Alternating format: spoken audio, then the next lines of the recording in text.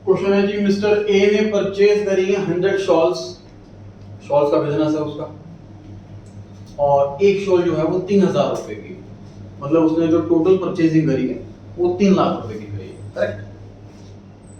3000 रुपए की एक शॉल, ये एट द रेट का साइन है, ये पर यूनिट इंडिकेट करता है।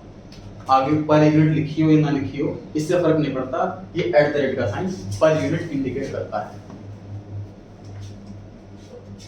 इस पर भी ऐसे लिख लेना, ये प्रेजम्पशन है, ठीक है, ये प्रेजम्पशन।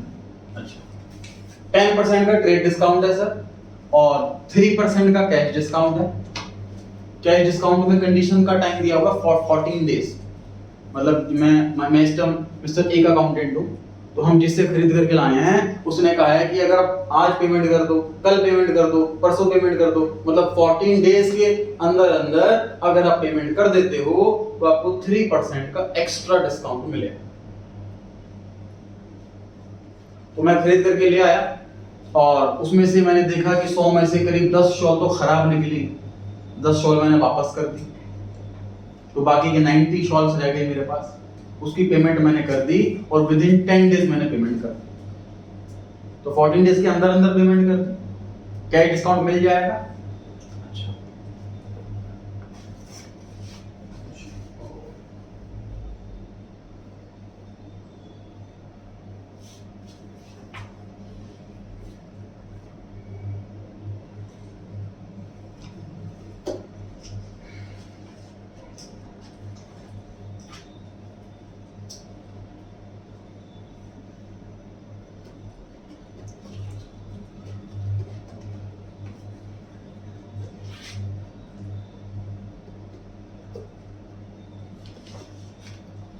बी से परचेज करिए जी।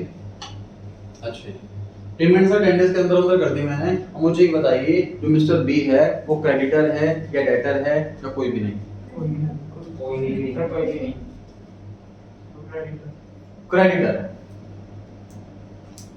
क्रेडिटर क्यों है सर? क्योंकि उधार में कुछ लेकर आए हैं, भले ही वो क्रेडिटर 10 दिन के लिए रहा, लेकिन क्रेडिटर तो रहा।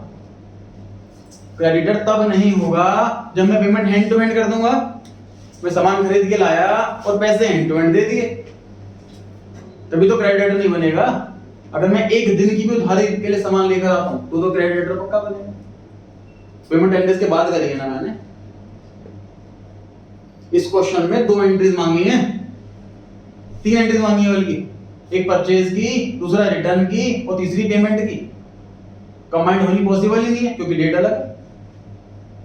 आप चाह रहे हो कि सर क्रेडिटर नहीं है ये और सीधा परचेज लिखो और पेमेंट कर देते तो कैश लिखो, ऐसे कैसे लिख दोगे? 10 दिन बाद पेमेंट हो रही है, परचेज की डेट अलग है और पेमेंट की डेट 10 दिन बाद की, कंबाइंड एंट्री कैसे पॉसिबल? ना तो डेफिनेटली लिखना पड़ेगा, ठीक है। तो इस टाइम हम मिस्टर ए के अकाउंटेंट हैं, हम गुड्स परचेज करके लाए हैं मिस्टर बी से, तो बी हमारा क्रेडिटर हो गया।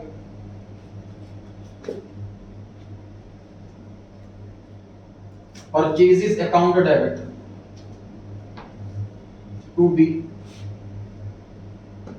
3000 मल्टीप्लाई बाय 100, ये हो गया 3 लाख। 10% ट्रेड डिस्काउंट माइनस कर देंगे तो ये डिस्काउंट जो है वो 30,000 रुपए हो गया। अल्टीमेटली जो मैं सामान खरीद के लाया हूं वो खरीद के लाया हूं 2,70,000, 2,70,000 रुपए। ये ऐसे कह लो सर कि 3,000 शॉल, 100 शॉल खरीदी है मैंने और एक शॉल 2700 रुपए की लग गई, क्योंकि 3,000 रुपए का रेट बोला था उसने, 10% डिस्काउंट दे दिया तो 3,000 का 10% 300 रुपए का डिस्काउंट मिल गया, मतलब एक शॉल मुझे पड़ी 2700 की और 100 शॉल लेकर गया। समझ में आ गई बात?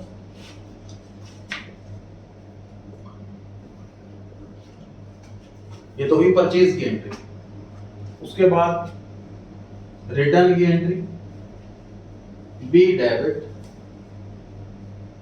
To purchase is return. 10 shawl वापस करी है सर मैंने, और मैं 2700 के रेट से शॉल लेकर के आया था, तो उसी रेट से वापस करूंगा। ये क्वेश्चन नोट्स का नहीं है, बुक में से डाउट है किसी का तो मैंने क्वेश्चन आपके लिए बोर्ड पर लिख दिया और सॉल्व करवा रहा। डाउट के बाद फिर बुक के क्वेश्चन कंटिन्यू करेंगे, नोट्स के क्वेश्चन। डन जी। बाकी टीएस ग्लोबल की बुक में 8.55 पेज नंबर पे। तीसरी एंट्री पेमेंट की entry, B debit to cash account to discount received account. Sir जो पेमेंट करता है उसको डिस्काउंट मिलता है।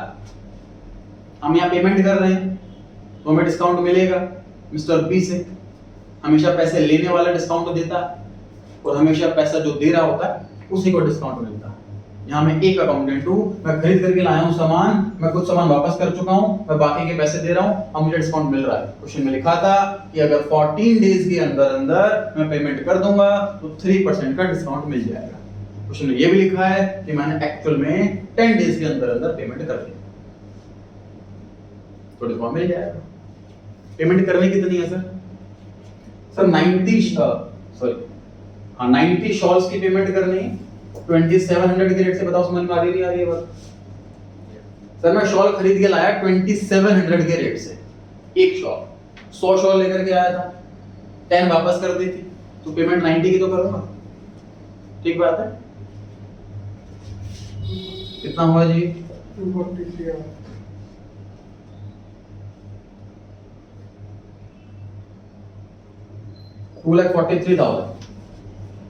2,43,000। क्वेश्चन क्या आता है कि डिस्काउंट जो है वो 3% का, तो 2,43,000 का 3% कैलकुलेट कर लो, वो डिस्काउंट वाला अमाउंट है। बताओ कि कितना है, फटाफट बताओ। Sir 7,290। 7,290। I am relying on secondary source. 7,293। 7,293 नहीं, गलत कह रहे हैं, लास्ट में जीरो तो पक्का आएगा। चलिए सही है। ये सही है? सही है जी। चलिए सर, इतने पेमेंट टोटल करनी थी, इतना डिस्काउंट मिल गया तो बाकी बचे पैसे दूंगा। मतलब सर इतने पैसे देने थे और इतना डिस्काउंट मिल गया तो बाकी बचे पेमेंट करूंगा।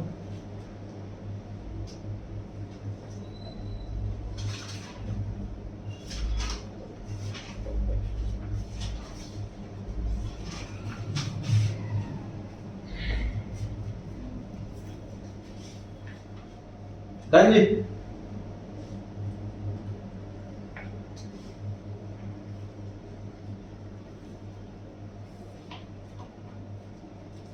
एक काम दो आप लोगों को, आप खुद से करके दिखाएंगे। इसी क्वेश्चन में अकाउंटेंट बी के बन जाओ, सेलर के अकाउंटेंट। देखो कर पाते नहीं कर पाते, ट्राई करो खुद से। कितने एंट्रीज बतानी है? सर 3 एंट्री होंगे सोचो। अगर बायर भी 3 एंट्री कर रहा है तो सेलर भी 3 एंट्री करेगा। ठीक है? इसमें तो लिख देना जी इन द बुक्स ऑफ ए।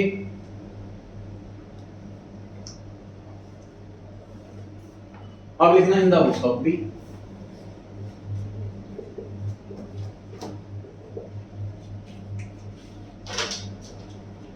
कौन कौन कर पाएगा जी?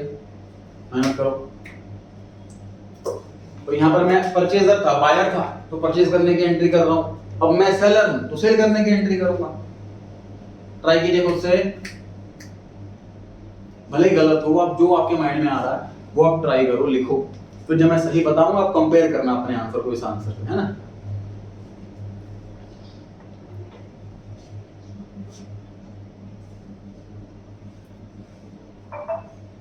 कौन सा लेकर है? चलिए पहली एंट्री मैं सेल कर रहा हूं ए को, ए डेबिट टू सेल्स अकाउंट। अपनी बुक्स के अंदर कभी अपना नाम नहीं आता। आप मान लीजिए अपने रजिस्टर में कहीं लिखते होंगे कि उस फ्रेंड से पैसे ले लिए, उस फ्रेंड को पैसे देने, तो अपना थोड़ा लिखते हो कि मुझे खुद से पैसे लेने, ऐसा कभी नहीं होता। तो अपने बुक्स के अंदर अपना नाम कभी नहीं आता। अगर मैं ए का अकाउंटेंट हूं तो यहाँ पर ए कहीं नहीं लिखूंगा, अगर मैं बी का अकाउंटेंट हूं तो यहाँ पर बी कहीं नहीं लिखूंगा। ए को सामान बेचा, ए डेटर है, debtor asset increase debit, sales revenue increase credit. सही क्लियर हो गई बात? ये वाला अमाउंट आएगा और किस किस का सही था एंड्रेस करें फटाफट से। आधी क्लास का सही था, चलो बाकी आधे देखो कहाँ मिस्टेक हो रही थी, कैसे नहीं क्लिक कर पा रही थी ये चीज। सर ये अमाउंट कैसे आएगा? ये वाला अमाउंट रिपीट कर दिया जी मैंने इसी लॉजिक से कि 3000 रुपए की शॉल है, मैंने 10% का डिस्काउंट दिया है, तो मतलब मैंने शॉल बेची है 2700 में और 100 शॉल बेची। सेकंड वाली ट्राई करें, सेकंड वाली ट्राई करें।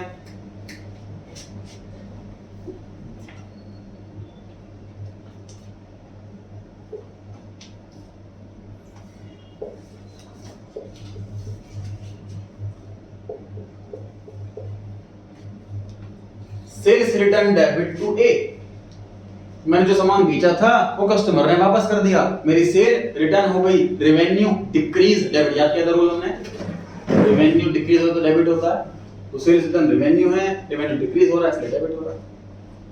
अब ए से इतने पैसे कम लेने हैं, ए नाम की डेटर नाम की एसेट कम हो गई इसलिए ए क्रेडिट हो रहा है, ठीक है, अमाउंट वही चलेगा। ये किस किस का सही था? थोड़े तो बड़े आपके कैसे सही नहीं था? सर सेल्स की जगह परचेज लिख देना। अच्छा, इसमें तो सारे का सेल ही है, इसमें तो परचेज नहीं। तीसरी ट्राई करें, थर्ड वाली ट्राई करें खुद से। बोर्ड बोर्ड पे करेगा कोई? आ जाओ।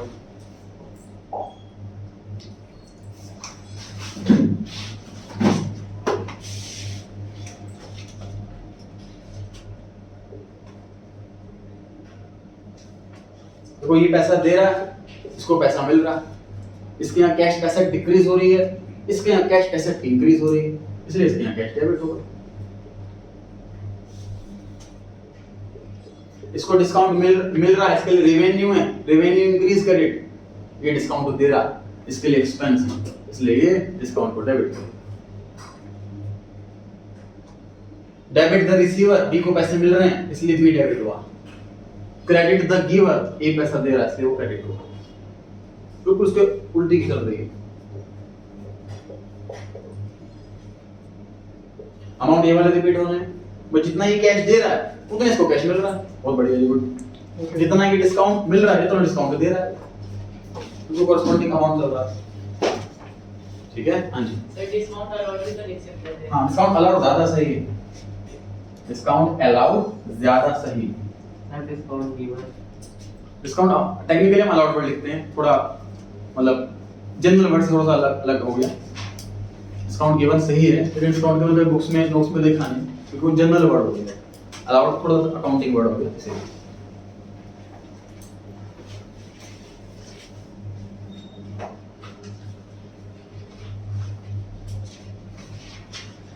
डन जी,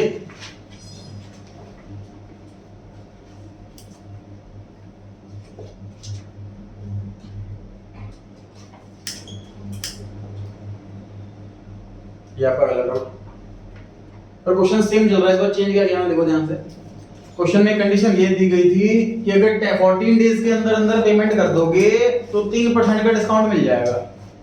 अब क्वेश्चन कहता है कि आधी पेमेंट कर दी 10 डेज के अंदर अंदर और बाकी की पेमेंट करिए 20 डेज के बाद, तो इस वाली में क्या डिस्काउंट मिलेगा? सर आधा आधा मिलेगा, 50% मिलेगा। क्या कह रहे हो? 50% पेमेंट करिए उस पे मिलेगा। हाँ हाँ, मुझे लगा कोई गलत बोल दिया मैंने। 50% पेमेंट करिए तो कैश डिस्काउंट उस पर मिलेगा, यस सर। और जो 20 दिन के बाद में उस पर डिस्काउंट नहीं मिलेगा। तो कोई एंट्री में कहाँ चेंज आएगा? पहले वाले एंट्री में बताइए क्या चेंज आएगा? सर ये तो परचेज की एंट्री, इसमें क्या चेंज होगा? इसमें क्या चेंज आएगा? कुछ भी नहीं। सर तो बुक्स रिटर्न की एंट्री, इसमें क्या चेंज आएगा? इसमें चेंज आएगा क्या? डिस्काउंट नहीं हटेगा, डिस्काउंट नहीं हटेगा, अमाउंट चेंज होगा। अमाउंट चेंज हो गया। देखो जी कैसे, टोटल बैलेंस बना रह रहा था, इसका आधा पैसा दिया हमने, पिछले एग्जाम में पूरी पेमेंट कर रहे थे, वो लाइक 43,000, इस बार आधी पेमेंट कर रहे हैं, उसका आधा लिख दिया मैंने यहाँ पर 50%, कितना हो गया जी? 1,21,500।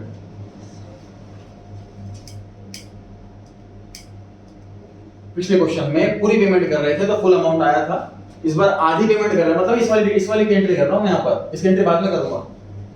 टाइमिंग के हिसाब से एंट्री होती है, जो इवेंट पहले हो रहा है उसको पहले रिकॉर्ड किया जाएगा, जो इवेंट बाद में होगा उसको बाद में रिकॉर्ड किया जाएगा। यहाँ टोटल 4 इवेंट दे रखे हैं आपको। पहला परचेज करना, दूसरा परचेज रिटर्न, तीसरा 50% पेमेंट, चौथा बैलेंस पेमेंट। ठीक है, तो 4 अलग-अलग डेट पर अलग-अलग इवेंट हुए हैं, उन चारों को अलग-अलग तरीके से रिकॉर्ड किया जाएगा। फर्स्ट और सेकंड इवेंट में कोई चेंज नहीं है, हमें थर्ड इवेंट रिकॉर्ड करना बता। एंट्री वही है, पेमेंट टोटल इतनी करनी थी 2,40,000। अब क्वेश्चन कह रहा है आधी पेमेंट करी है, तो मैंने इसका आधा कर दिया, मतलब मैं 1,21,500 रुपए कितने रुपए दूंगा टोटल। अभी डिस्काउंट कितने का मिलेगा मेरे को? 36345। ठीक, जितनी पेमेंट करूंगा उसी का डिस्काउंट मिलेगा जी मेरे को। किसी का आधा हो जाएगा ये? सर 36345। ये तो बहुत ज्यादा हो गया। सॉरी जो पहले कितने का आधा कर दिया बस मैंने, 7290 का आधा कर दिया मैंने बस, है ना? सर सही है 364।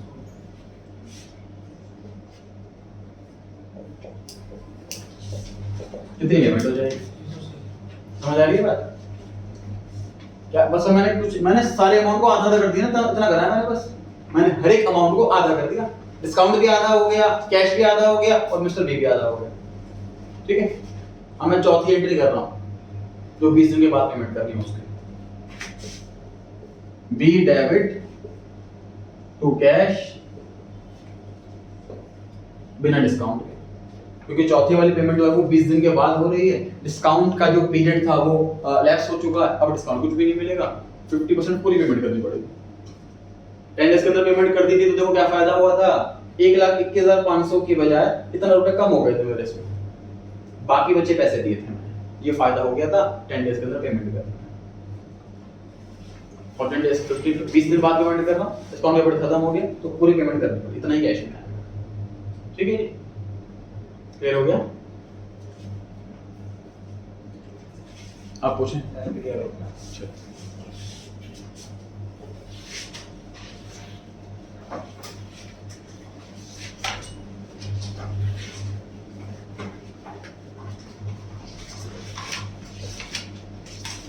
अब बता देंगे नोट पर, page number 4040, point number 99।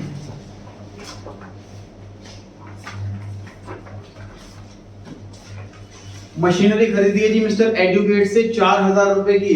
Question में बताया नहीं है पैसे दिए या नहीं दिए, क्या प्रिज्यूम करोगे? ऐसा नहीं दिए। मशीनरी अकाउंट लिखूं या परचेजेस लिखूं? परचेजेस कब लिखते हैं? जब गुड्स खरीदते हैं।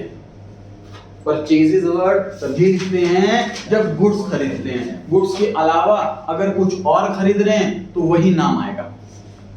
मशीन खरीद रहे हैं, मशीन अकाउंट, बिल्डिंग खरीद रहे हैं, बिल्डिंग अकाउंट, फर्नीचर खरीद रहे हैं, फर्नीचर अकाउंट, गुड्स खरीद रहे हैं, purchase account. Same rule sales के टाइम भी, मशीन बेच रहे हैं, मशीन अकाउंट, फर्नीचर बेच रहे हैं, फर्नीचर अकाउंट, मशीन बेच रहे हैं, बिल्डिंग बेच रहे हैं, बिल्डिंग अकाउंट, गुड्स बेच रहे हैं, सेल्स अकाउंट।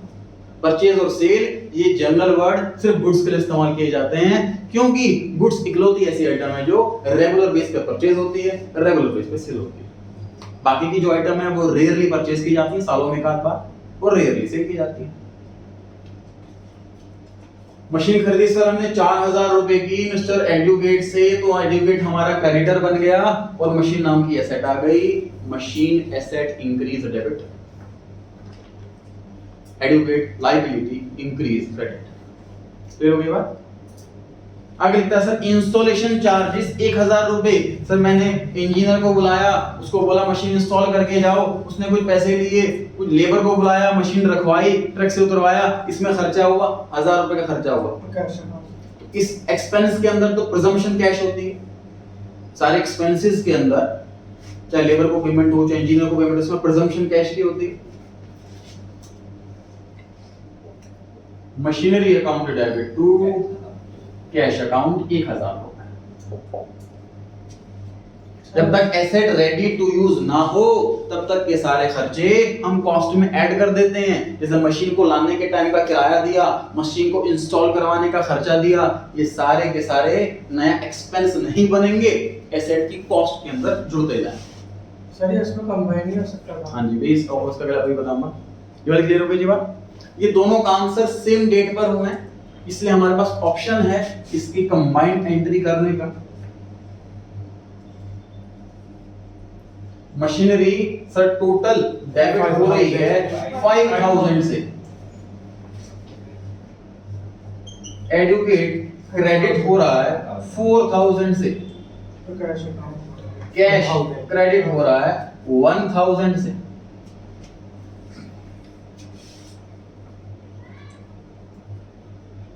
सर अगर नेक्स्ट डे इंस्टॉल होती तो ऊपर वाली आती ना। हाँ जी, वी आर प्रेज्यूमिंग हियर कि सेम डे पर ट्रांजैक्शन हो रही है, इसलिए कंबाइंड का ऑप्शन है। अगर डेट अलग अलग हो तो अलग अलग ही होगी। कंबाइंड के लिए पहली बेसिक कंडीशन की डेट सेम होनी चाहिए, दूसरी कंडीशन ट्रांजैक्शन का नेचर सेम होना चाहिए।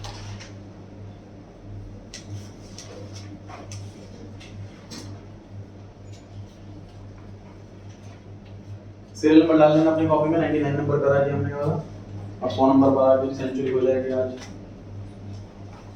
चलिए गुड्स परचेज करें हमने एडयू से 20,000 रुपए के, आगे लिखता है कि 10% का ट्रेड डिस्काउंट है। उसके आगे लिखा हुआ है हमारी टर्म्स में ऐसा लिखा हुआ है कि अगर पेमेंट 10 दिन के अंदर अंदर हो जाती है तो 5% का कैश डिस्काउंट मिलेगा।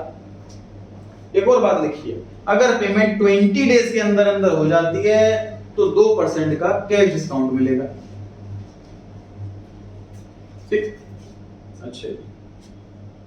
और अगला पॉइंट 101 है, उसमें लिखा हुआ है कि पेमेंट हमने कर दी 3 दिन के अंदर, तो परचेज की एंट्री अलग और पेमेंट की एंट्री अलग। चलिए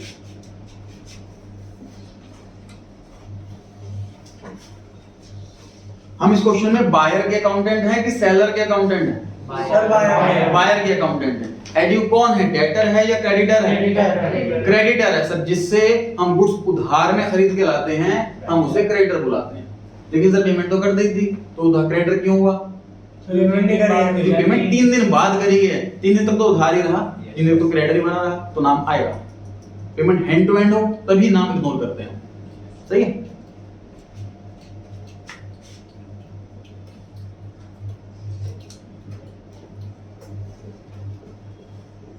purchases account debit to Edu, तो 20,000 के गुड्स हैं, 10% का डिस्काउंट, तो ये गुड्स हो गए 18,000। टर्म्स कंडीशंस तो इंफॉर्मेशन है, उसको एंट्री थोड़ी ना करते हैं, उसको रिकॉर्ड थोड़ी ना करते हैं कहीं पर। जो 20 दिन का डिस्काउंट, 10 दिन का डिस्काउंट, इसकी रिकॉर्डिंग नहीं होती, इसकी कैलकुलेशन होती है। अगर डिस्काउंट मिलेगा तो कैलकुलेशन करेंगे, डिस्काउंट नहीं मिलेगा तो कैलकुलेशन नहीं करेंगे। Purchase expense increase debit, edu creditor है, क्रेडिटर लायबिलिटी है, लायबिलिटी इंक्रीज इसलिए क्रेडिट। डाउट कोई यहां तक? अच्छा 101। अब पेमेंट कर रहे हैं एड्यू को, 1 मिनट का समय लो, खुद से ट्राई करने की कोशिश करो, फिर उसके बाद बोर्ड पे चेक करना, बोर्ड पे करो।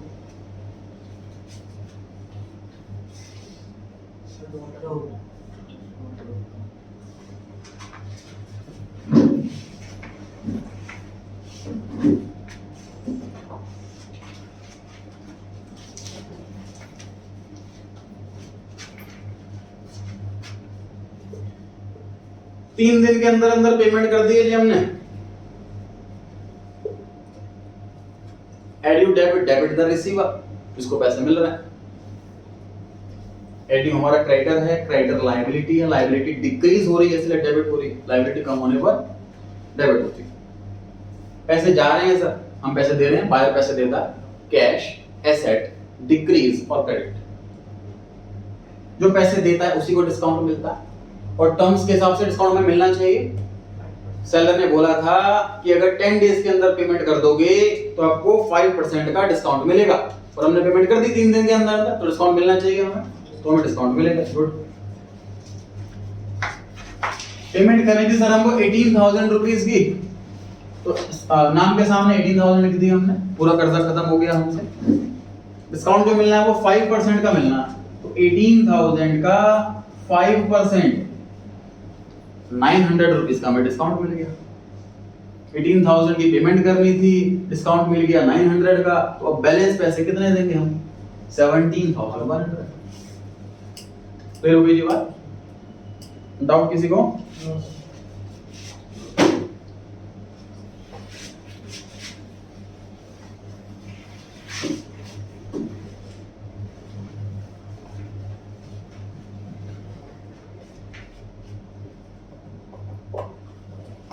बताइए सेविंग अकाउंट बिजनेस का होता है या पर्सनल होता है? करंट अकाउंट बिजनेस का होता है या पर्सनल?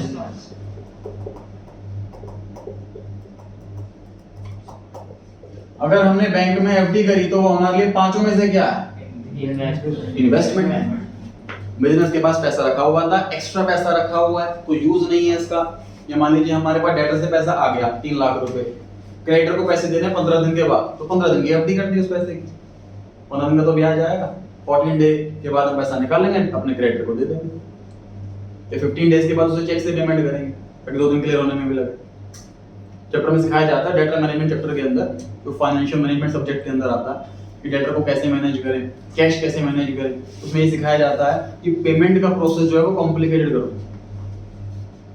मतलब हमसे क्रेडिटर जब भी पैसे लेने के लिए आए, तो ये नहीं कि आप एक पैसे दे दो उसको, उसे कॉपी सारे बिल दिखाऊंगा जिसके पैसे पेंडिंग है, भले हमारे पास नहीं है उसकी कॉपी। तो पेमेंट जो है चेक से करो, कैश से मत करो, क्योंकि चेक से पेमेंट करने का मतलब है तुम 2 दिन डिले कर दी तुमने पेमेंट, 2 दिन का ब्याज बचेगा। और क्या सिखाया जाता है कि पेमेंट जो है सेंट्रलाइज्ड मत करो, सॉरी पेमेंट सेंट्रलाइज कर दो। मतलब तो मेरी कंपनी के मान लीजिए 10 ब्रांचेज हैं, तो मेरा क्रेडिटर कहीं से भी आके पैसे ले जाता था, हमने क्या बोल दिया उसको, नहीं भाई हेड ऑफिस ही आओ पैसे लेने के लिए, ब्रांच से नहीं लेके जाना।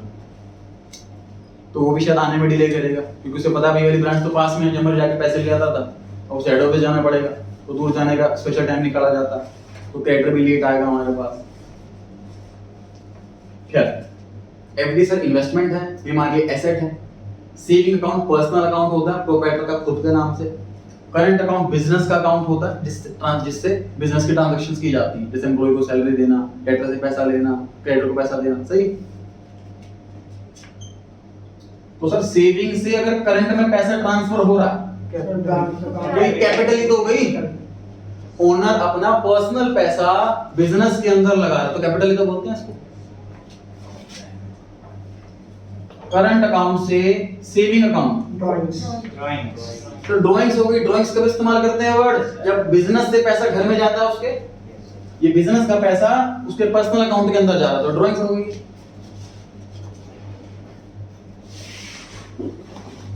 करंट अकाउंट से हमने एफडी करी है, तो सर ये एफडी नाम की एसेट बढ़ गई हमारी, और हमारा बैंक बैलेंस कम हो गया। समझ आ रही है बात? चलिए जी क्वेश्चन करते हैं इस बार। पॉइंट नंबर 102, फटाफट बोर्ड पे कौन आगे करेगा?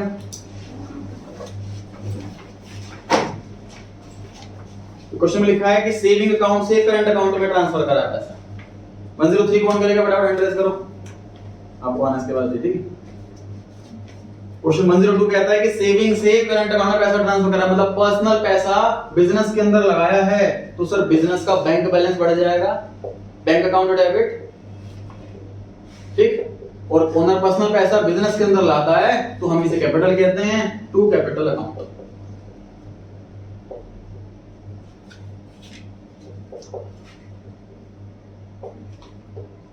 बढ़िया। Additional capital introduce, additional extra पैसा लगाया उसके अंदर, तो ये एडिशनल कैपिटल कहलाती है। ये हो गया जी 102। आ जाइए 103, यहां चलना है पेन नोट पे। 104 कौन करेगा? एंटर करो फटाफट, तो आप रेडी रहे। 103 में लिखा है कि सेविंग अकाउंट से पैसा, सॉरी करंट अकाउंट से पैसा सेविंग में डाला है, मतलब बिजनेस का बैंक बैलेंस कम हो गया, उसका पर्सनल बैंक बैलेंस बढ़ गया। ये तो ऐसा है कि दुकान से अपने घर लेके जा रहा है पैसा, तो सर ये ड्राइंग्स है, drawings account debit to bank account. जब भी दुकान से पैसा घर में लेके जाए पर्सनल काम के लिए, उसे ड्राइंग्स कहते हैं। और बिजनेस का बैंक बैलेंस घट रहा है, एसेट डिक्रीज करेगा। गुड है, बहुत बढ़िया। ये हमने किया 103, अब आ रहे हैं 104 पर। 104 में लिखा हुआ है सर कि हमने बिजनेस के करंट अकाउंट से एफडी करी है, बैंक में एफडी करी है हमने बिजनेस के बैंक बैलेंस से। 105 कौन करेगा? हैंड रेज करें फटाफट, रेडी रहें। Transfer from current account to FD, तो सर हमारी एफडी नाम की एसेट बढ़ जाएगी और बैंक बैलेंस कम हो जाएगा। सर इसमें अमाउंट नहीं हुआ तो अमाउंट लिखेंगे। अमाउंट का मैंने क्वेश्चन दे नहीं रखा अमाउंट, क्योंकि अमाउंट कुछ करना नहीं है इसमें, एग्जाम में अमाउंट मिलेगा, मैं दे नहीं रखा इंटेंशनली, क्योंकि अमाउंट कुछ करना भी नहीं, जो अमाउंट लिखा होगा वही लिखना है इसमें, आपको कैलकुलेशन वगैरह नहीं। आ जाइए,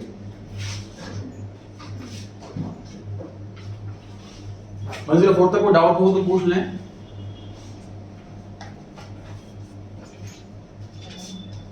मंजिल 5 में लिखा है सर सेविंग अकाउंट से एफडी करी है, मतलब उसने पर्सनल पैसा लगा करके एफडी करी हुई है, मतलब बैंक हमारी बिजनेस की इन्वेस्टमेंट बढ़ रही है। ये मैं सोचना कि इसके पर्सनल एफडी नहीं, पर्सनल एफडी ऐसा प्रिज्यूम नहीं कर रहा है, सर दो ठीक है ना? एंट्री होगी इसमें। नहीं एक ही होगी। पर्सनल एफडी देखो अगर देखो क्या सिचुएशन है, मतलब राम स्टोर के नाम से एफडी करी जा रही है, लेकिन उसके लिए जो पैसा दिया है वो ओनर ने अपना पर्सनल पैसा दिया। कैपिटल अकाउंट डायरेक्ट टू कैसे ट्राई करो, सर दो एंट्री भी करी जा सकती है इसमें। मैं समझा दूंगा, उसके बाद आपका डाउट लेता हूं।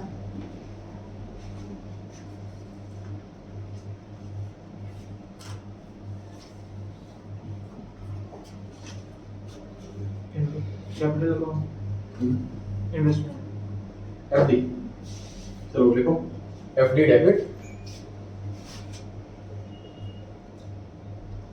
To capital account.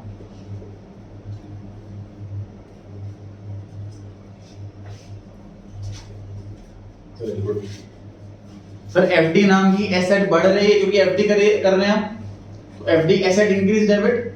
अब बिजनेस का बैंक बैलेंस तो चेंज नहीं हुआ, ओनर ने कुछ में लिखा होगा, ध्यान से सुनना, कि सेविंग अकाउंट से पैसा निकाला है और एफडी करवाई।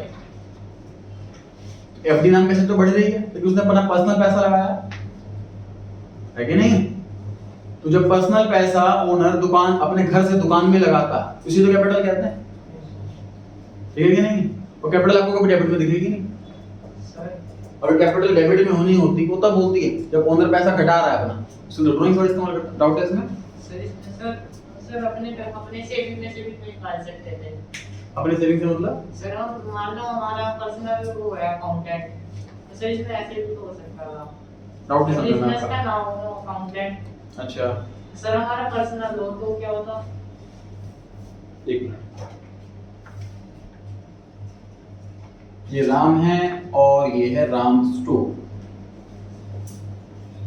और इसका बैंक है मान लीजिए एसबीआई और इसका बैंक है आईसीआईसीआई, ठीक है जी। अच्छा अब मान लीजिए मैंने एफडी करी है पीएनबी बैंक में, और चेक जो है वो यहां से इशू करा पर्सनल वाला, ठीक।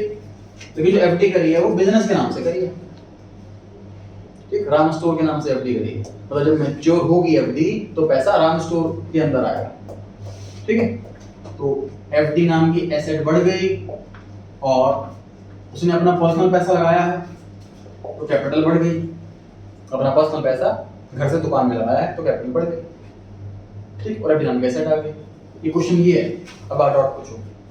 सर अगर मैं राम का अकाउंटेंट हूं, अच्छा क्वेश्चन ये है इनका कि सर जनरली हम अकाउंटेंट इसके होते हैं राम स्टोर के, लेकिन सर ये भी तो पॉसिबिलिटी है कि मिस्टर राम जो है उसने 8-10 जगहों पे पैसा लगा रखा है, उसका एक राम स्टोर चल रहा है, एक राम मेडिकल स्टोर चल रहा है, और उसने किसी और कंपनी में पार्टनरशिप भी कर रखी है, ऐसे 8-10 जगह हो सकती है इन्वेस्टमेंट करने की, तो सर इसने भी अपना एक पर्सनल अकाउंटेंट रखा हुआ, ठीक बात है, जो उसकी सारी इन्वेस्टमेंट सारे बिजनेसेस को रिकॉर्ड करता है। तो जब राम इसके अंदर पैसा लगाता है ना तो हम यहाँ पे अकाउंटेंट होते हैं, तो उस पैसे को हम कैपिटल कहते हैं। लेकिन जब उसका पर्सनल अकाउंटेंट होगा ना, वो उस कैपिटल को पता क्या बोलेगा? Investment in Ram store, investment in Reliance, investment in medical store, इस नाम से रिकॉर्ड, क्योंकि इसमें तो एसेट है ना, वो इस बिजनेस के लिए पैसा लाइक कैपिटल है, लेकिन राम के लिए तो इन्वेस्टमेंट है पैसा लगाना, समझ में आ रही है बात? और ये पर्सनल अकाउंटेंट क्या रिकॉर्ड करेगा? Investment in Ram store debit to bank account, bank balance कम हो गया हमारा और इन्वेस्टमेंट हमारी बढ़ गई और पैसा लगा देना उसके अंदर, ये एंट्री करेगा ये अकाउंटेंट। क्लियर हो गई जी बात? इन्वेस्टमेंट अकाउंट नाम से एक चैप्टर आता है सीए इंटर के अंदर, उसमें पढ़ते हैं हम, उसमें हम अकाउंटेंट होते हैं इन्वेस्टर के, ना 11th में है ना 12th में है ना ग्रेजुएशन में, ठीक है जी। चलिए बढ़े जी आगे। 106 transfer from current account to credit account. जी कौन करेगा आंसर? जिसने ना करा हो एक बार भी ट्राई करे, जिसने बोर्ड पे ना करा हो एक बार भी ट्राई करे जी, हैंड रेज करें फटाफट।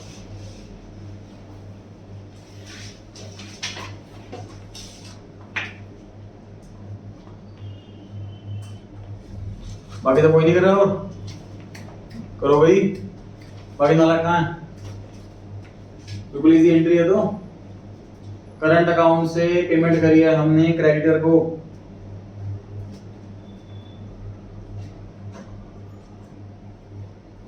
चलिए आप कीजिए।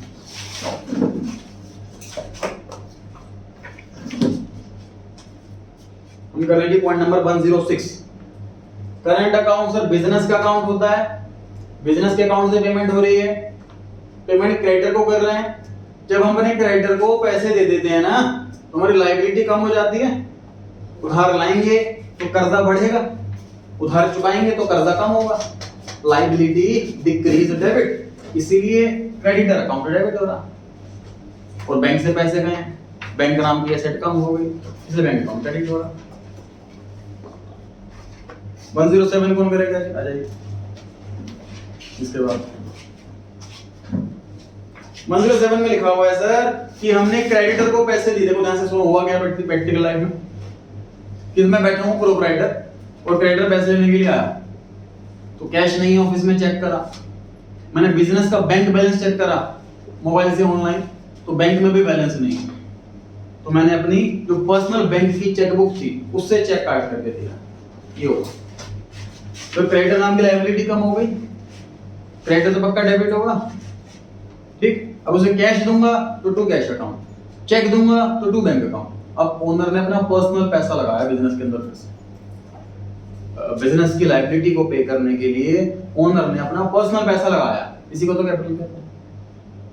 जब भी ओनर का पैसा घर से दुकान में आए तो कैपिटल अकाउंट क्रेडिट कर देना, दुकान से पैसा घर में जाए तो ड्रॉइंग्स अकाउंट डेबिट कर देना। तो यहां पैसा घर से दुकान में आ रहा, इसलिए कैपिटल अकाउंट क्रेडिट हो रहा। क्लियर हो गई जी बात? 108 received interest from Gate debtor for late payment 500 रुपए।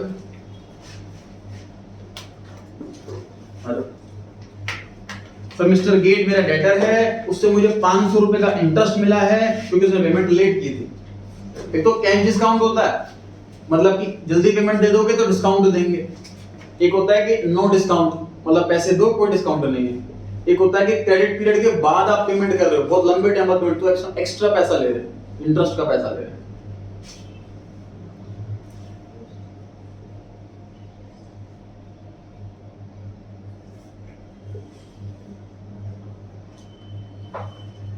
Perfect, very good. इसमें ध्यान देने वाली बात यह है कि इसमें गेट का नाम नहीं आएगा, बात को समझो।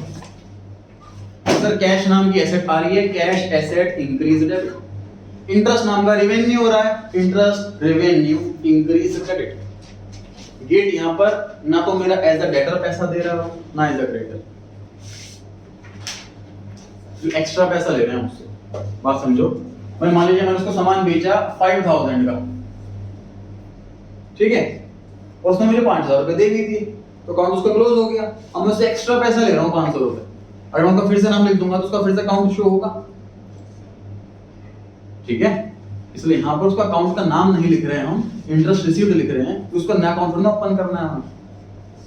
पैसे जितना हमने माल बेचा उतना से डेबिट करा, जितने पैसे आए उतने से क्रेडिट करके अकाउंट क्लोज हो गया उसका। अब एक्स्ट्रा पैसा ले रहे हैं तो हमारे रेवेन्यू में उसका नाम लिखेंगे, उसका नया अकाउंट ओपन हो जाएगा। डाउट है इसमें? हां जी सर, जब उसने पेमेंट करी 5000 की, कभी कंबाइन एंट्री नहीं कर सकते इंटरेस्ट? कर सकते हैं, बिल्कुल कर सकते हैं, बिल्कुल। आगे, Manish a customer deposited in our bank 5000। आ जाइए सर, हमारा कस्टमर है, ये बताइए कस्टमर है एक्चुअल में कि डेटर? सब कुछ भी नहीं है, डेटर, क्योंकि इसने डायरेक्टली हमारे बैंक में पैसे जमा करा। क्यों करा? क्योंकि हमने कभी ना कभी उसे पास्ट में उधार में सामान बेचा होगा, हमने इसको डेफिनेटली पास्ट में उधार में गुड्स बेचे होंगे, तभी आज ये हमारे बैंक में पैसा जमा कर रहा है। बेसिकली होता क्या है सर, बेसिकली होता ये है कि हमारे कुछ कस्टमर होते हैं जो हमसे काफी डिस्टेंस पर रहते हैं। सर मैं दिल्ली में बिजनेस कर रहा हूँ, मेरा कस्टमर पंजाब में रहता है, उसने मुझे कॉल पे बोल दिया सामान भिजवा दो, तो मैंने टेम्पो वाले को बुक करा, सामान उसमें लोड करवाया, भिजवा दिया पंजाब। वो पैसे निकले पंजाब छोड़ने आएगा यहाँ पर, ना ट्रांसपोर्ट वाले को देगा, वो तो ड्राइवर होता है बस, तो ड्राइवर यहाँ पे पेमेंट कर नहीं सकते। तो मैं करूंगा क्या, मैं उसको अपना एसएमएस कर दूंगा उसका अपना अकाउंट नंबर कि भाई मेरा इस वाले बैंक में अकाउंट है, ये मेरा अकाउंट नंबर है, ये मेरा नाम है बिजनेस का। तो वो अपने ही घर के पास, ऑफिस के पास जो ब्रांच होगी उसी बैंक की, उसमें जाके जमा करा देगा। ये पॉसिबिलिटी है सर। सेंट्रलाइज्ड बैंकिंग सिस्टम नहीं है, मतलब हर जो एक बैंक की, अगर मान लीजिए सपोज एसबीआई बैंक की 5000 ब्रांचेज हैं पूरे इंडिया के अंदर, मेरा अकाउंट कोई भी ब्रांच के अंदर हो, तो किसी भी ब्रांच से मैं पैसा निकाल सकता हूँ, किसी भी ब्रांच में पैसा जमा कर सकता हूँ। तो मेरे कस्टमर ने डायरेक्टली मेरे बैंक अकाउंट में पैसा जमा कर दिया, तो मेरा बैंक बैलेंस बढ़ गया। किधर है, इधर। बैंक एसेट इंक्रीज डेबिट, और डेटर नाम की एसेट कम हो गई। Manish debtor asset decrease credit.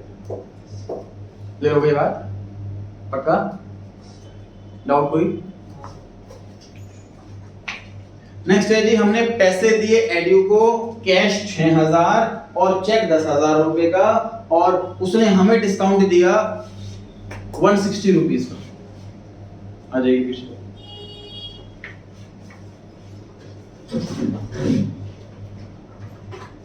फटाफट से मुझे बताइए कि एड्यू कौन है? क्रेडिटर है। सोचो हम उसको आज पैसे दे रहे हैं, तो क्यों पैसे दे रहे होंगे? कभी ना कभी पास्ट में हमने उससे गुड्स खरीदे होंगे उधार, तभी पेमेंट कर रहे हैं उसको अमाउंट। माइंड लगाना है जी बहुत अच्छे से, प्रैक्टिकल लाइफ से लिंक करने की कोशिश किया करें। सिर्फ पेड वर्ड लिखा तो सीधा आंतरिक करना, सोचने लगे क्या हो रहा है, क्यों पैसे दे रहे हैं, क्या हुआ होगा, रियल में ट्रांजैक्शन लेन देन क्या हुई होगी, इसको इमेजिनेशन करने की कोशिश करें, फिर आंसर करें।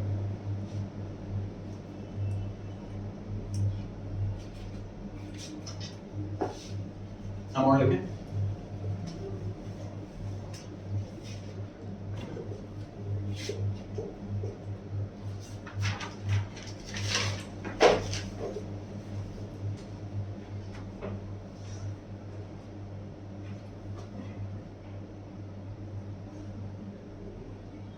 कोई बात नहीं, आराम से करें।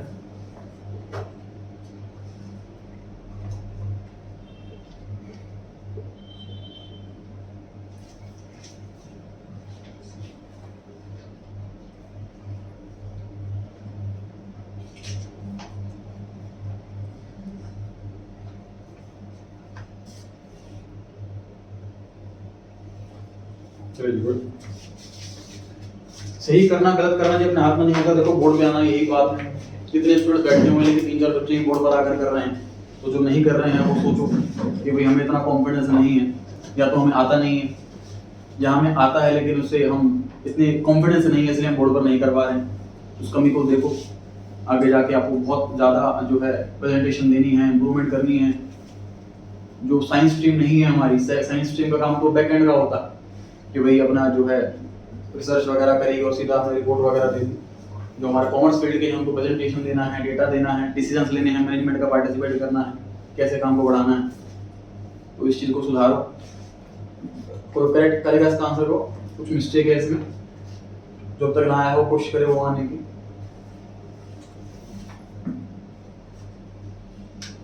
हाँ जी,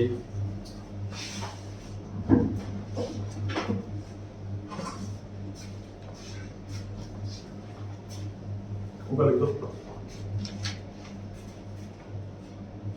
कैलकुलेशन सारी सही की है इन्होंने, अकाउंट भी सारे सही लिखे थे। छोटी सी मिस्टेक क्या हो गई कि क्वेश्चन में लिखा है कि पेड टू एड्यू, मतलब हमने पैसे दिए हैं, पैसे लिए नहीं। ये एंट्री होगी पैसे लेने, उससे छोटी सी मिस्टेक है। तो करेक्ट आंसर ये रहेगा कि पैसा जा रहा है, कैश अकाउंट क्रेडिट होगा, चेक से पेमेंट कर रहे हैं तो बैंक अकाउंट भी क्रेडिट होगा। पैसे देने वाले को डिस्काउंट मिलता है, डिस्काउंट हमें मिल रहा है, डिस्काउंट रिसीव्ड अकाउंट क्रेडिट होगा, और पैसा लेने वाला डेबिट द रिसीवर, जो पैसा लेता है वो डेबिट में आता है। बहुत बढ़िया। सर हाँ जी सर, इसमें तो लेकिन एंट्री हमारा क्रेडिटर था ना। हाँ जी बिल्कुल। क्रेडिटर है, क्रेडिटर हमारी लायबिलिटी होती है। जब मैं उधार लाता हूँ तो लायबिलिटी बढ़ती है, जब मैं उधार चुकाता हूँ तो लायबिलिटी कम होती है। अब मैं उधार चुका रहा हूँ तो लायबिलिटी कम हो रही है, लायबिलिटी डिक्रीज है।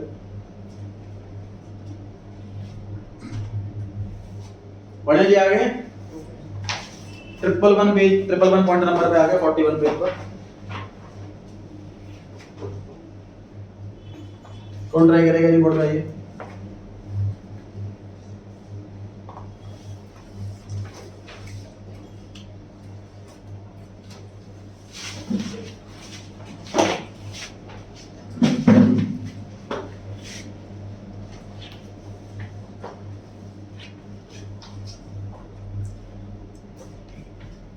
परचेज करे हैं गुड्स हमने 10,000 रुपए के, पेमेंट करी है चेक से, डिस्काउंट मिला है 500 रुपए।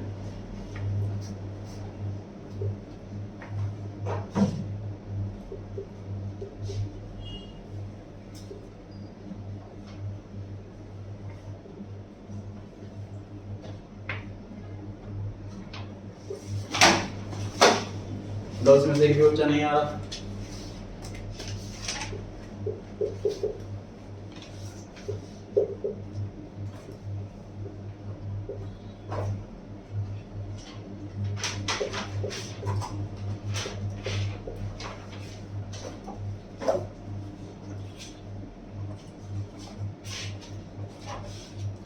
देखो जिसमें कि जो बड़े बेसिक सी एंट्री सर गुड्स परचेज कर रहे हैं, परचेज अकाउंट आएगा।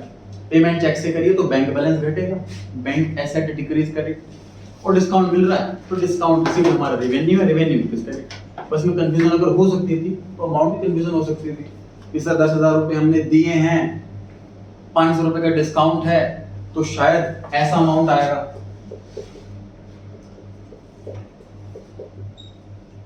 या फिर ऐसा अमाउंट आएगा।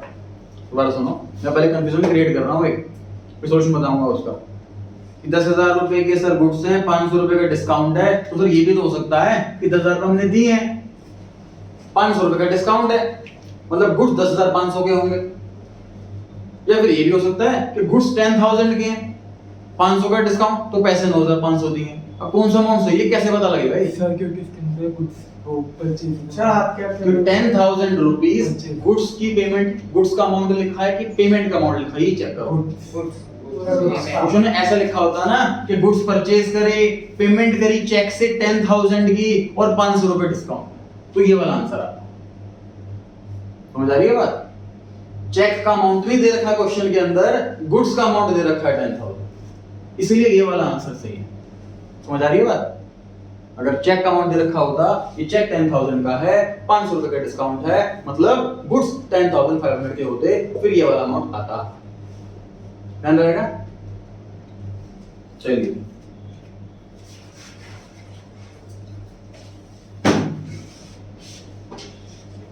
यहां से देखिए बोर्ड पर,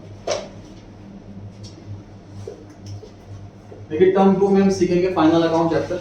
ये पूरे जैसे हमारी रिपोर्ट कार्ड होती है, आपके पूरे साल में यूटी लिए जाएंगे, अटेंडेंस ली जाएंगी, सब कुछ होगा, वो सबसे एंड में, जो सबसे एंड में कंक्लूजन निकलेगा वो आपकी रिपोर्ट कार्ड होगी। तो बिल्कुल फाइनल मार्क्स लिखे हुए हैं कि आपकी एट प्रेजेंट ये पोजीशन है पूरे साल के एंड में। ठीक उसी तरीके से पूरे साल में हम बहुत सारे अकाउंट्स बनाते हैं sir, journal, ledger, cash book, subsidiary book, BRS, rectification, बहुत सारी चीजें करते हैं, और सबसे एंड में जो कंक्लूजन निकलता है, जो क्रक्स निकलता है, वो ये होती है बैलेंस शीट। ये बनाना सीखेंगे टर्म 2 में। इसमें सर क्या होता है कि सर हमारी एसेट दे रखी होंगी, मान लीजिए कैश 5,000, बैंक बैलेंस 10,000,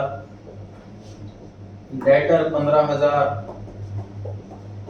बिल्डिंग 25,000, या फिर लायबिलिटी में कैपिटल होगी सर मान लीजिए 20,000, मशीनरी 15,000,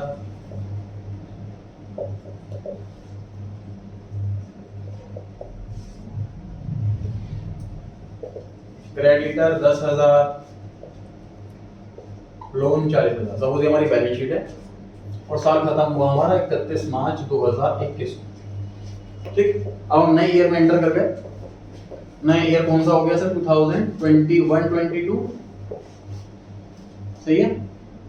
तो साल का जो पहला अप्रैल 2021 जो पहली एंट्री करेंगे वो क्या करेंगे हम? ये देखिए, मेरे को पिछले साल की एंड में कैश 5,000 था, मतलब 31 मार्च को जब मैंने ऑफिस बंद किया तो काउंटर में से मैंने कैश काउंट करा 5000 रुपीज था, मैंने उसको लॉक करके घर आ गया 31 मार्च की रात। जब 1 अप्रैल को जाऊंगा ऑफिस खोलूंगा काउंटर खोलूंगा तो 5000 रुपए मिलेंगे। इसको बोलते हैं ओपनिंग एसेट्स। तो जब मैं 31 मार्च को अकाउंट्स क्लोज करा तो मेरे बैंक में 10,000 रुपए थे, मैंने बैंक बैलेंस चेक कर लिया था। नया साल शुरू हुआ मुझे ऑलरेडी 10,000 बैलेंस मिलेगा। जब साल खत्म हुआ था डेटर से 15 लेने थे, साल शुरू हुआ है डेटर से अभी 15 लेने हैं, अभी मशीन 25 की है, अब भी मशीन 15 की है, अब भी मुझ पे लोन 40 का है, अब भी क्रेडिट पेमेंट 20,000 पेंडिंग है। जो 31 मार्च की शाम को पोजीशन थी वही पोजीशन 1 अप्रैल की स्टार्टिंग में होगी। अब सर ये सारे अकाउंट्स तो मैंने क्लोज कर दिए, मतलब पूरे ईयर का एक अलग रजिस्टर बनता है, जैसे आपके स्कूल में अटेंडेंस रजिस्टर हो मैडम के पास, उसमें ईयर लिखा होता है सबसे पहले पेज पर। जब नया साल आएगा तो नया रजिस्टर ओपन करेंगे वो, ठीक बात। तो ये तो रजिस्टर हमने बंद कर दिया, अब नया साल का रजिस्टर ओपन कर रहे हैं।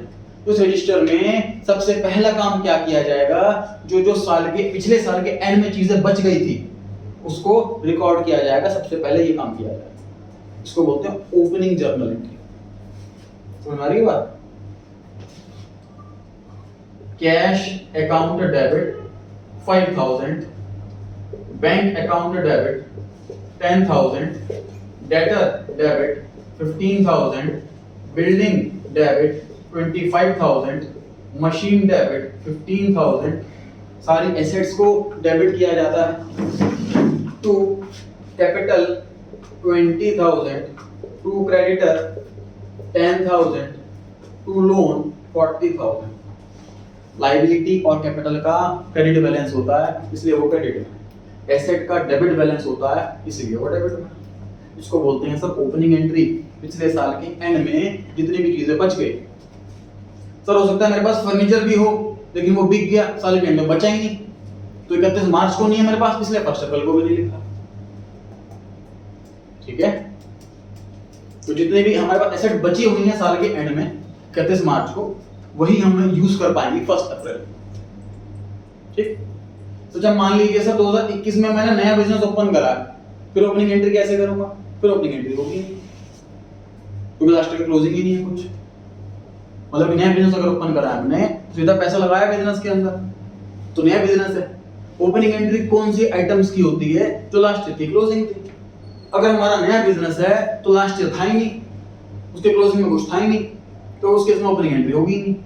तो हमारी बात ओपनिंग एंट्री किसे कहते हैं सर? जो प्रीवियस ईयर के एंड में जितनी भी एसेट लायबिलिटी और कैपिटल होती हैं उनको करंट ईयर में रिकॉर्ड करना, इसको ओपनिंग एंट्री कहते हैं। एसेट्स का डेबिट बैलेंस होता है उसे डेबिट करते हैं, लायबिलिटी कैपिटल का क्रेडिट बैलेंस होता है उसे क्रेडिट करते हैं। हाँ जी सर, जैसे उन्होंने डेटर से पैसे लेने थे 15,000, लेकिन हमने उससे कहा था कि 31 मार्च तक देगा तो 15,000 देने पड़ेंगे, उसके बाद देगा फिर इंटरेस्ट। तो 1 अप्रैल से 15,000 पे जो इंटरेस्ट होगा वो ऐड करेंगे या नहीं करेंगे? इंटरेस्ट दोस्त ना पीरियोडिक होता है, मैं थोड़ा 1 अप्रैल को, जब अब मान लीजिए उसने 20 अप्रैल को पैसे दिए तो इंटरेस्ट 20 अप्रैल को रिकॉर्ड करूंगा ना। ठीक है, ऐसा तो डेली इसका इंटरेस्ट बनेगा, मैं डेली एंट्री करता रहूंगा, 6 महीने की 180 एंट्री हो जाएगी। तो जो रियल में पैसा देगा उस टाइम इकट्ठे इंटरेस्ट की एंट्री कर लूंगा। क्लियर हो गई ये बात? तो मैं आ गया अच्छे से। अच्छा, अब ऐसे में एग्जाम में थोड़ी हमसे क्या एक्स्ट्रा काम करवाया जाता है, ये वाला अमाउंट मिस करवा देते हैं। तो क्वेश्चन में कहा कि एंट्री करो, तो क्या नहीं कर सकते हम एंट्री? एसेट्स को डेबिट कर देंगे सर, लायबिलिटी क्रेडिट कर देंगे, और हमें पता है कैपिटल तो पक्का आता है, क्रेडिट नहीं आता, तो बैलेंसिंग फिगर निकाल लेंगे उसको। मतलब हम टोटल कर लेंगे डेबिट साइड का, तो टोटल डेबिट साइड का आ रहा है 70,000, टोटल करेंगे क्रेडिट साइड का, लायबिलिटी साइड का 40 और 10 50,000। तो इसका मतलब सर पक्की बात है कैपिटल बच गई 20,000, फिर 20,000 लिख देंगे। समझ आ रही है बात? तो सर एक एंट्री के अंदर देखो कितने सारे अकाउंट भी आ सकते हैं, 5 आइटम डेबिट में, 3 आइटम क्रेडिट में, कितनी भी आइटम आ सकती है। ध्यान रहेगा, कैपिटल का अमाउंट दे रखा है तो बहुत अच्छी बात है, नहीं दे रखा तो एज अ बैलेंसिंग फिगर उसको निकाल लेंगे। ठीक है जी, एंट्री नंबर 112 फटाफट से करेंगे जी। क्वेश्चन लिखा है 1 अप्रैल 2021 को ये पोजीशन है प्रोप्राइटर मिस्टर एडवोकेट जो दिल्ली में काम करते हैं उनकी। Cash in hand, bank, stock, machine, Ram creditor है, मोहन डेटर है, लोन है, पास ओपनिंग जर्नल से कहते हैं ओपनिंग जर्नल एंट्री। क्वेश्चन में दे रखा है कैपिटल, तो निकाल सकते हैं हम ट्राई करें फटाफट से कॉपी में अपनी।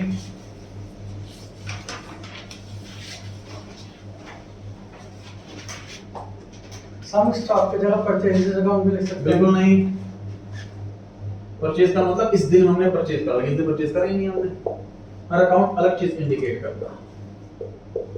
कैश है सर 6000, बैंक है 4000, स्टॉक है 5000, डेटर्स 3000, मशीनरी 4000, डेटर 3000। तो मैं बोल नहीं रहा, खुद से करें पहले, फिर बोर्ड पे से चेक करें।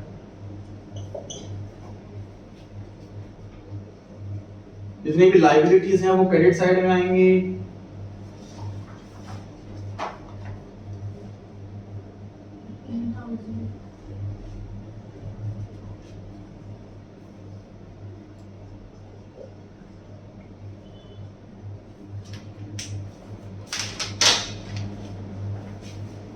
टोटल सर क्वेश्चन में 5 एसेट दे रखी हैं, कैश, बैंक, स्टॉक, मशीनरी और डेटर। ये 5 एसेट है, मैंने पांचों को डेबिट में लिख दिया। टोटल सर 2 लायबिलिटीज दे रखी हैं, एक बैंक लोन और एक क्रेडिटर। दोनों लायबिलिटीज को मैंने क्रेडिट साइड में लिख दिया। बाकी बची कैपिटल हमने कैलकुलेट करी। बिल्कुल कैसे करी सर? मैंने टोटल करा पहले डेबिट साइड का और रफ वर्क में लिख दिया 22,000 रुपीज आ रहा। टोटल करा मैंने क्रेडिट साइड का, उसको रफ वर्क में लिख लिया 4,000 आ रहा। तो 22 में से मैंने 4,000 माइनस कर दिए, जो बच गया वो हमारी कैपिटल आ गई 18। क्लियर हो गई बात? नरेशन में big opening entry past. Chapter complete हो गया, ये बताएंगे सबको, कल एमसीक्यू स्टार्ट करेंगे।